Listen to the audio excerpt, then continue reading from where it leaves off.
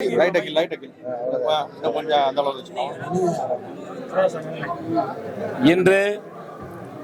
118வது தேசிய தலைவர் தெய்வீக திருமகன் பசும்பொன் முத்துராமலிங்க தேவர்களுடைய ஜெயந்தி விழா சீரோடும் சிறப்போடும் தொடர்ச்சியாக இன்று 28 அக்டோபர் 29, 30 ஆகிய 3 நாட்களும் அனைத்து தரப்பட்ட மக்களும் தெய்வீக திருமகனை பசும்பொன் முத்துராமலிங்க தேவர் அவர்களை வழிபட வருகிறார்கள்.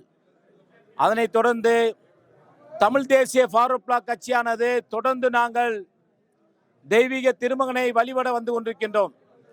இன்று ஆளக்கூடிய மத்திய மாநில அரசாங்கம் இங்கே வருகிற இளைஞர்களுக்கெல்லாம் தெய்வீக திருமகனுடைய அவர் எண்ணற்ற தியாகங்களையும் அவர் இந்த நாட்டுக்கும் பிரிட்டிஷ் ஏகாதிபத்தியத்தை எதிர்த்து இந்த நாட்டிற்கு சுதந்திரம் கிடைக்க வேண்டும் என்று சொல்லி தெய்வீக திருமகன் அவர்கள் தன் வாழ்நாளில் 4000 நாட்கள் சிறை சென்றவர் இந்த நாட்டு மக்களுக்கு. அப்படிப்பட்ட உத்தம தலைவனுடைய விழாவை கொண்டாடுகின்ற நேரத்தில் இளைஞர் பெருமக்கெல்லாம் அவருடைய வாழ்க்கை வரலாறை படிக்க வேண்டும் என்ற நோக்கில தொடர்ச்சியாக தெய்வீக திருமகனுடைய புகழை மதுரை விமான நிலையத்துக்கு மதுரை தேவர் விமான நிலையத்துக்கு தேவர் பெயரை சூட்ட வேண்டும் என்று சொல்லி தமிழ் தேசிய ஃபார்வர்ட் பிளாக்கான நாங்கள் தொடர்ந்து குரல் கொடுத்து வருகின்றோம்.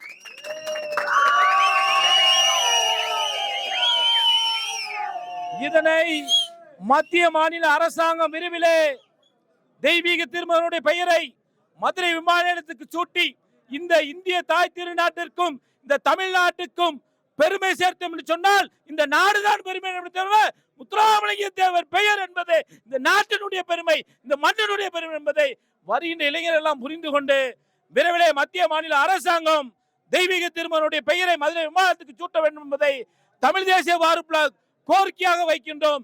விரைவிலே நடக்கவில்லை என்று சொன்னால் அடுத்த கட்டத்துக்கு நாங்கள் செல்வோம் என்பதை இந்த நேரத்திலே தெய்வீக திருமகனை ஆசி பெற்று இந்த விரைவிலே இந்த விமான நிலைய பெயர் எங்களுக்கு வைப்பார் என்ற நம்பிக்கையோடு விடுகின்றோம்.